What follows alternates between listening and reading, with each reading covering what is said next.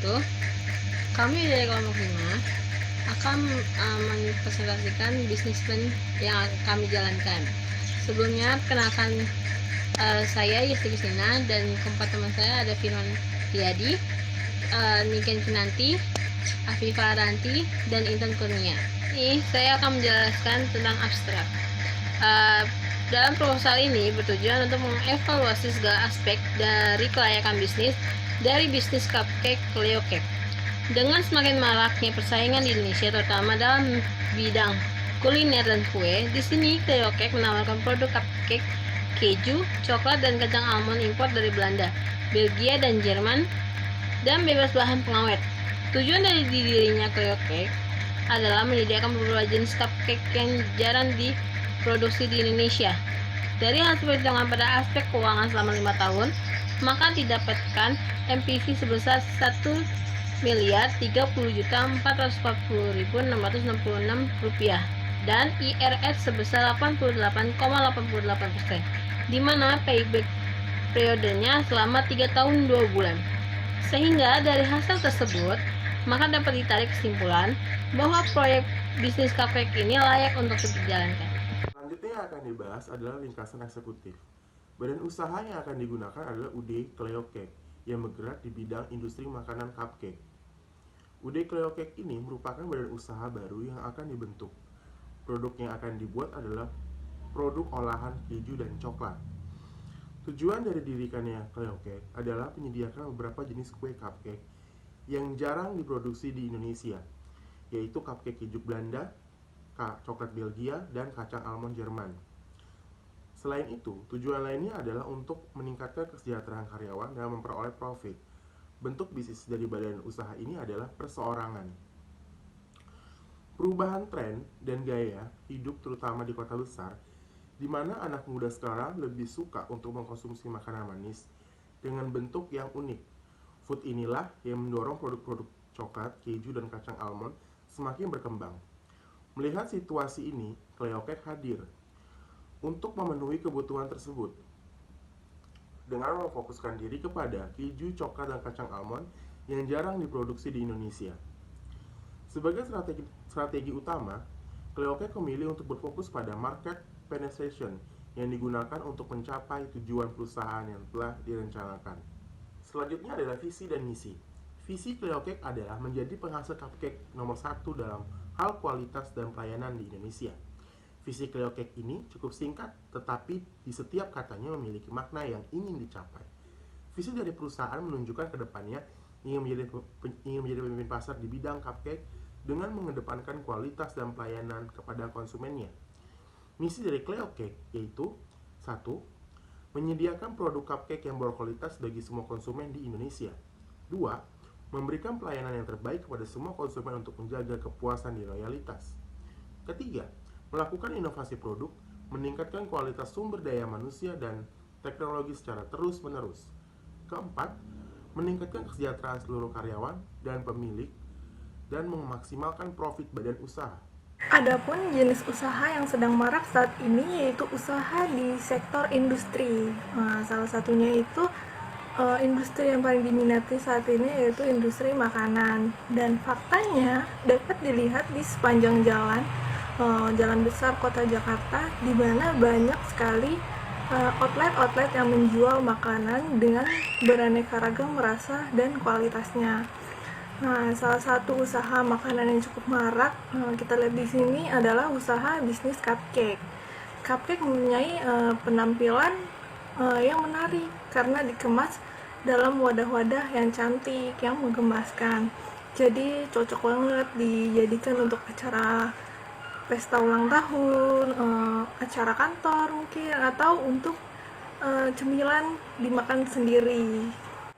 Nah, untuk merencanakan kegiatan bisnis ini sendiri, program pemasarannya itu kita perlu mengelompokkannya dalam 4 kelompok besar yang biasa disebut itu 4P, yaitu produk, price atau harga, place, tempat atau lokasi kita bisnis, kemudian ada promotion, yaitu cara kita mempromosikannya seperti apa. Nah, di sini yang pertama itu tadi produk. Nah, produk yang kami tawarkan itu ada berbagai macam cupcake dengan varian rasa yang banyak sekali seperti keju, coklat, sprinkles, dan bisa di request, ditulis tulisan apapun permintaan konsumen, dan bisa untuk di acara ulang tahun, pesta, acara kantor, atau untuk cemilan makan sendiri pun tidak masalah, seperti itu.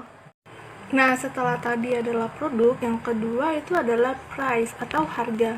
Nah, penetapan harga adalah suatu hal yang penting dalam dunia bisnis ini.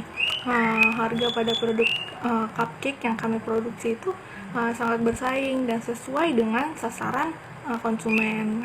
Harga untuk semua cupcake yang basic itu yang diproduksi oleh kami adalah sebesar Rp7.000 saja. Dan kemudian ada place atau tempat. Tempat dan lokasi kami ini berada di Jakarta. Tempat atau lokasi yang strategis akan menjadi salah satu keuntungan bagi pengusaha seperti kami ini, bisnis seperti kami ini, karena akan memudahkan, memberikan kemudahan dijangkau oleh para konsumen yang ingin membeli produk cupcake dari kami. Nah, setelah tadi produk, price, harga, place, tempat atau lokasi, dan yang terakhir itu ada promosi. Cara kami mempromosikannya. Promosi sendiri itu kan suatu aktivitas yang dapat mengkomunikasikan informasi yang persuasif, yang menarik tentang produk yang akan kami tawarkan gitu. Kegiatan promosi yang dilakukan kami itu yang pertama ada membuat selebaran atau brosur yang kemudian disebarkan di tempat umum agar bisnis kita bisa diketahui orang banyak. Kemudian ada kita membuat akun promosi di media sosial seperti Facebook, Instagram, Twitter, dan lain sebagainya. Terus memberikan sampel atau cupcake gratis untuk diharapkan konsumen menyukai produk dari kami. Yang selanjutnya memberikan promo pada awal-awal grand opening, pembukaan gerai kami nanti. Selanjutnya adalah perencanaan operasional. Lokasi yang dipilih adalah di daerah Depok, Jawa Barat, tepatnya di Universitas Indonesia. Tempat ini dipilih karena dirasa sesuai dengan target konsumen.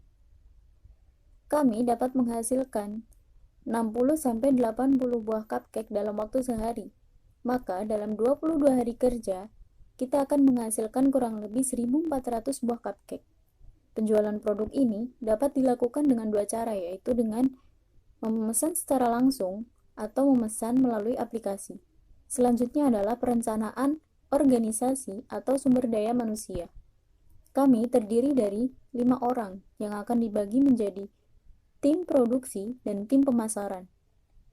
3 orang yang akan memproduksi dan 2 orang lainnya akan mempromosikan dan memasarkan. Keseluruhan anggota tim akan diberikan tunjangan dan kompensasi sesuai dengan tingkatan dalam tenaga kerja tersebut. Dari semuanya dapat disimpulkan menjadi karya ilmiah berbasis penelitian dalam bentuk business plan ini diharapkan dapat membantu pemilik untuk mengevaluasi lebih dalam segala aspek dari fasilitas cupcake, yaitu pemasaran operasional, organisasi, dan sumber daya manusia, serta keuangan. Pada aspek pemasaran, cupcake menetapkan 2 alternatif strategi, yaitu product development dan market penetration. Tetapi untuk strategi utama, cupcake akan menggunakan strategi market penetration. Pada aspek operasional, cupcake merencanakan untuk membagi kapasitas produk dalam 3 tahap. Yang pertama ada jangka pendek adalah sebesar 3.960 kg per tahun. Untuk jangka menengah adalah 7.920 kg per tahun, dan untuk jangka panjang adalah sebesar 11.880 kg per tahun.